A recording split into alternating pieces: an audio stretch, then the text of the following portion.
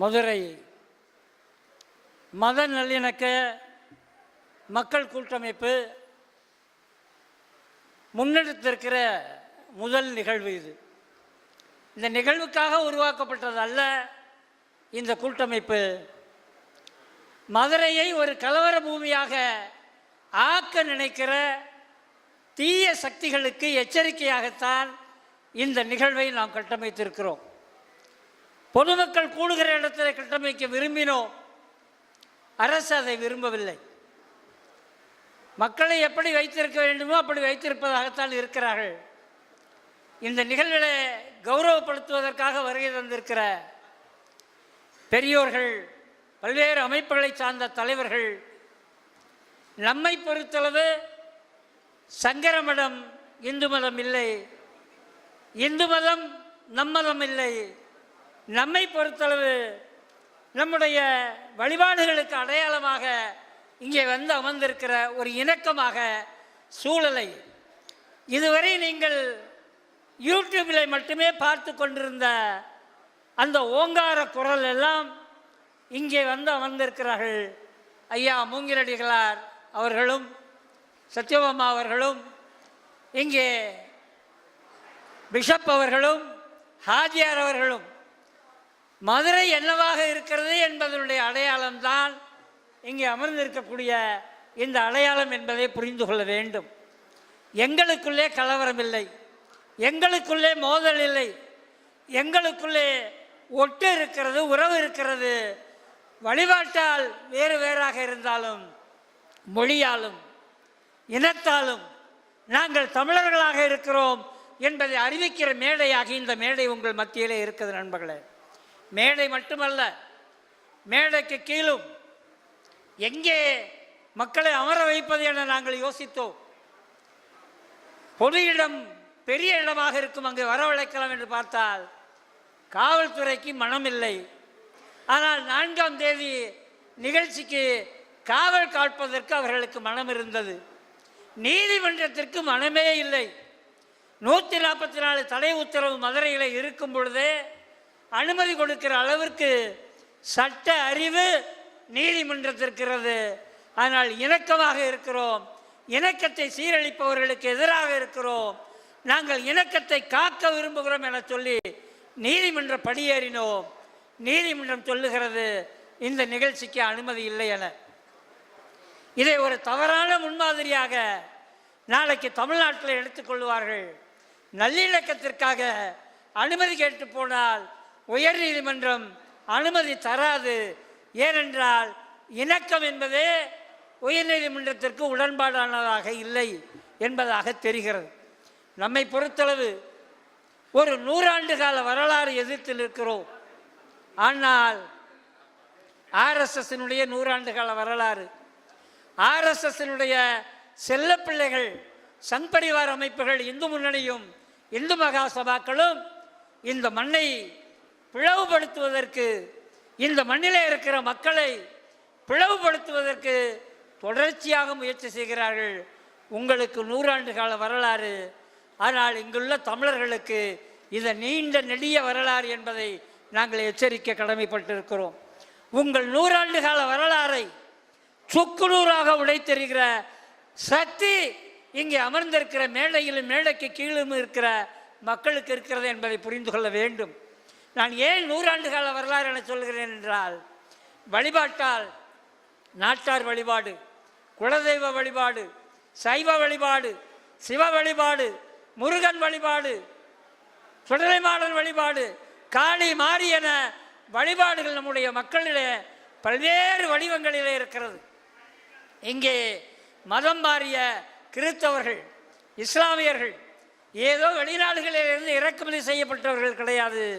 இந்த மண்ணிலே சாதி ஒடுக்குமுறை தாங்க மாட்டாமல், சாதி ஒடுக்குமுறைக்கு எதிர்ப்பாக நாங்கள் உன்னை விட்டு வெளியேறுகிறோம் என வெளியேறித்தான் கிறிஸ்தவர்களாக இஸ்லாமியர்களாக இங்கே மதம் மாறி நின்றோம்.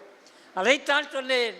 மொழியாலும் இனத்தாலும் தமிழர்கள் வழிபாட்டால் வேறுபட்டவர்களாக இருக்கிறோம் என்கிற செய்தியை மதுரைக்கு முழுவதும் எடுத்து செல்ல வேண்டும். உங்களை பொறுத்தளவு நாங்கள் வெறும் பார்வையாளராக கருதவில்லை. நீங்கள் தான் பிரதிநிதிகள். மதுரையினுடைய வடக்கு மாசி வீதிக்கும், மதுரையினுடைய கே நகருக்கும், மதுரையினுடைய கோரிப்பாளையத்திற்கும், மதுரையினுடைய செம்மேரி சர்ச் பகுதிக்கும், மதுரையினுடைய பல்வேறு பகுதிகளுடைய பிரதிநிதிகளாக நீங்கள் வந்திருக்கிறீர்கள். நாங்கள் இணக்கமாக இருக்கிறோம், நாம் இணக்கமாக இருப்போம் என்கிற செய்தியை நீங்கள் பரவலாக கொண்டு செல்ல வேண்டும். ஏனென்றால் கவிஞர் மார்ட்டின் முல்லர் சொன்னது போல, ஒவ்வொரு வீடாக எதிரிகள் வந்த பொழுது துணைக்கு நிற்க ஆள் இல்லை. முந்தா நாள் திருப்பரங்குன்றத்திற்கு சென்று வரும் பொழுது அங்கே பார்க்க முடிகிறது. அங்கே யாரெல்லாம் நாங்கள் இங்கே அண்ணன் தம்பிகளாக இருக்கிறோம், உறவாகத்தான் இருக்கிறோம். தர்காவில் ஆடு கோழி வெட்டினால் நாங்கள் அங்கே அதை உண்போம். யார் நேர்த்திக்கடன் என்றாலும் எங்களுக்கு அழைப்பு கொடுப்பார்கள்.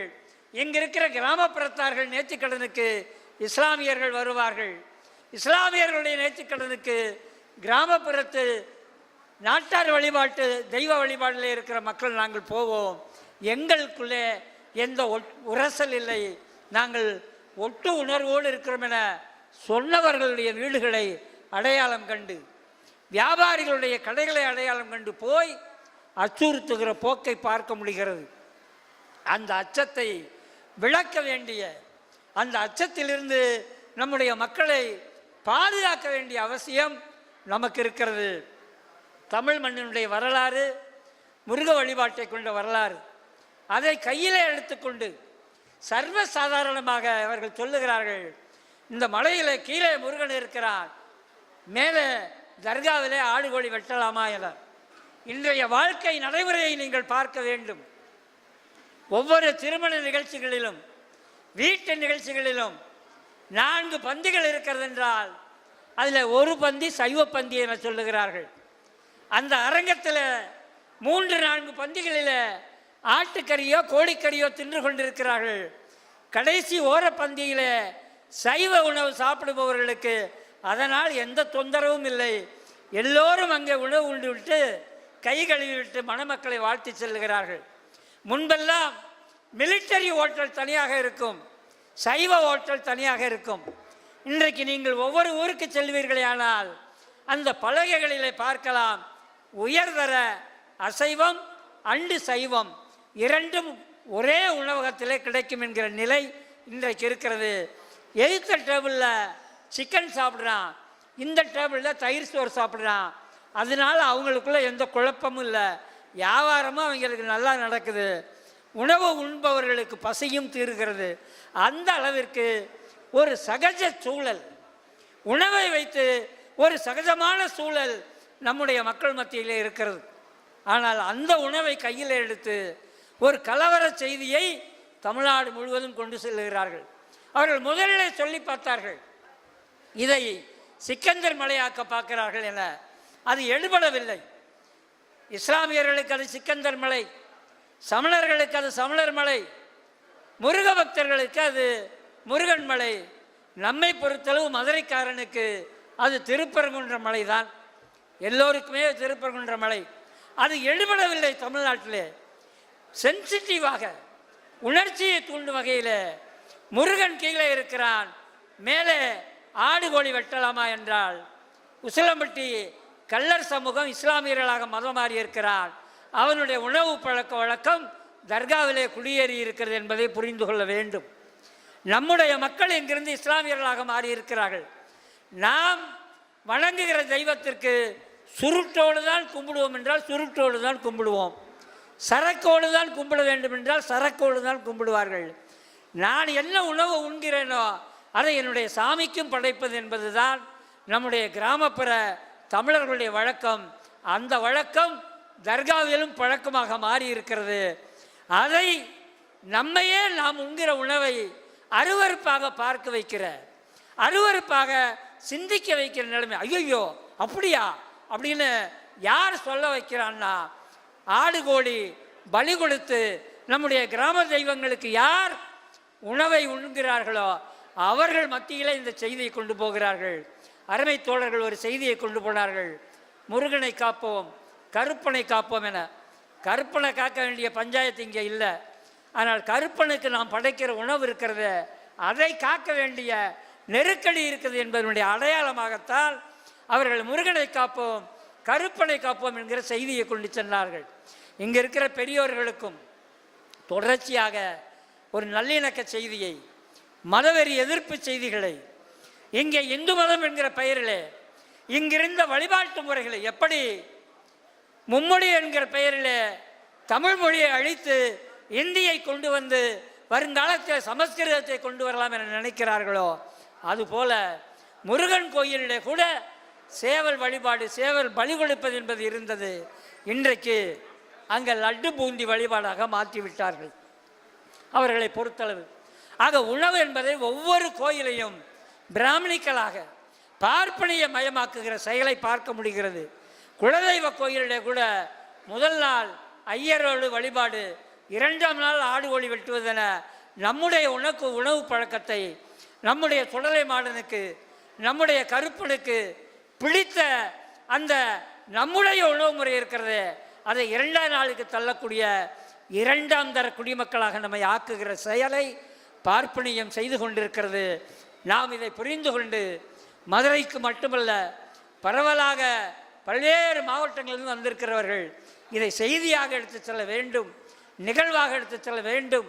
ஒவ்வொரு மாவட்டத்திலும் மத நல்லிணக்க மக்கள் கூட்டமைப்புகளை உருவாக்க வேண்டும் என்கிற வேண்டுகோளை முன்வைத்து வாய்ப்பளித்த உங்கள் அனைவருக்கும் ஒருங்கிணைப்பாளர்கள் என்கிற முறையிலே எங்களை பொறுத்தளவு மதுரையினுடைய பல்வேறு அமைப்புகளுடைய ஒத்துழைப்போடு இந்த செயலை, இந்த முயற்சியை நாங்கள் முன்னெடுத்து வந்திருக்கிறோம். இன்னும் இதை பலப்படுத்த வேண்டும். மக்கள் நல்லிணக்கத்தை பலப்படுத்துவோம், மக்கள் நல்லிணக்க, மத நல்லிணக்க மக்கள் கூட்டமைப்பை பலப்படுத்துவோம் என சொல்லி வாய்ப்புக்கு நன்றி கூறி விடைபெறுகிறேன். நன்றி, வணக்கம் தோழர்களே.